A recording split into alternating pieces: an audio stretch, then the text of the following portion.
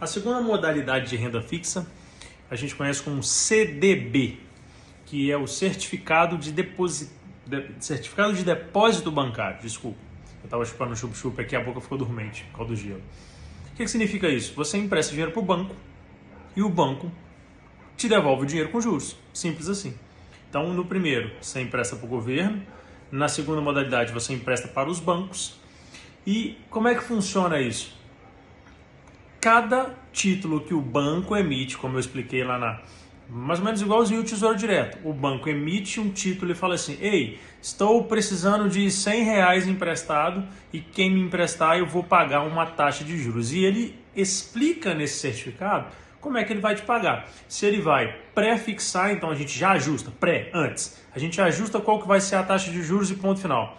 Se ele vai pós-fixar, ele fala, ó, a taxa fica em aberto e à medida que o governo determinar se essa taxa sobe, se essa taxa desce, não importa, lá no final eu te pago essa oscilação. Toda vez que a taxa subir, os juros que correm é o da taxa alta. Toda vez que a taxa descer, os juros que correm é o da taxa baixa e lá no final você recebe essa diferença toda. Normalmente isso está ligado a uma taxa de juros que chama CDI, que é Certificado de Depósito Interbancário, CDI. Taxa de juros, taxa Selic é a mesma coisa, só que dependendo da forma do investimento que você for fazer, você tem esse nome. Entenda que o CDI, basicamente, ele é os juros, a taxa de juros nominal que eu falei para vocês, é o número dos juros, e o IPCA é o quanto esses juros, CDI, está pesando lá na ponta da linha, lá quando você vai comprar o pãozinho. Bacana, o IPCA está muito mais próximo da inflação real, do peso que esses juros, esse aumento ou essa diminuição dos juros influenciou lá no produto final quando você vai comprar.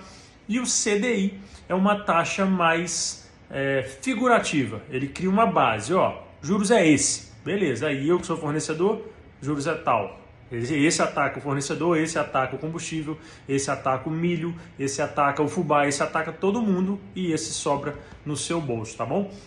O que é interessante do CDB? É porque, como eu falei, ele pode ser pré-fixado, pós-fixado e ele pode estar em cima do CDI ou do IPCA, depende, cada banco faz do jeito que quiser, de acordo com a forma que ele quer receber esse dinheiro. E ele tem uma garantia, então ele é um investimento com um risco muito menor que outros. Por quê? Porque existe um fundo garantidor de crédito, existe uma lei que constrói uma forma de você proteger o seu patrimônio até 250 mil. Então, se você botou 1 milhão lá e esse trem quebrou, deu errado, esse banco que pegou esse dinheiro emprestado quebrou, não vai ter como pagar ninguém. Esse fundo garantidor de crédito, FGC, te paga até 250 mil. Então, se você colocou 1 milhão, sinto muito, você acaba de perder 750 mil. Só que se você botou até 250, você tem essa garantia. Como isso é pago? É um processo longo, demorado, mas paga. Então, você tem essa garantia que uma hora você vai receber de volta até 250 mil. Então, traz um pouco mais de segurança se você faz uns investimentos mais pequenos, ou se você, em vez de botar 1 milhão tudo num banco só. Lembra, eu estou falando de um processo de longo prazo, tá? Você pode colocar 250 num banco, 250 em outro, 250 no outro, e você acaba protegendo o seu patrimônio em caso de problemas como a quebra do banco. Então esse é o CDB.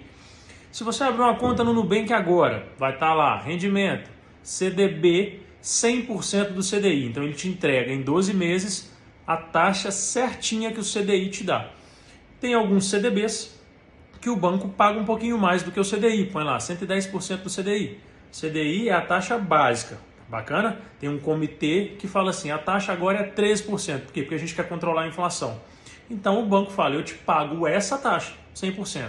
Eu te pago um pouquinho mais do que essa taxa, 101, 102, 110, 120. Tem um do PicPay, se não me engano, que paga 200% do CDI. Então a gente paga 2 vezes o valor da taxa. Porém, a gente precisa entender o seguinte, isso não é de graça, tá?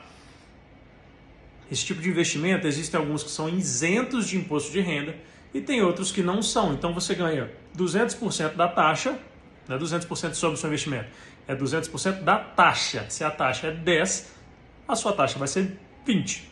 Bacana? É 20% em cima de R$100, em cima de R$1.000, em cima de R$1, em cima do dinheiro que você tiver colocado.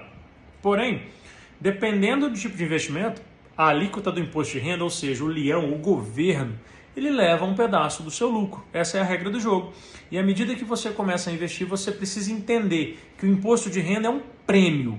Só paga imposto de renda quem tem renda. Só que existem formas de você agir com inteligência, porque senão a maior fatia do bolo, o dinheiro é seu, o esforço é seu, você construiu o investimento, mas uma fatia grande do bolo vai para o governo, vai para o estado, vai para o município, vai para a federação, e essa é a regra do jogo. Então a ideia é que quanto mais você conhece as formas de investimento, menos imposto você paga, porque você entende a regra. Bacana? Então basicamente é isso. Valeu!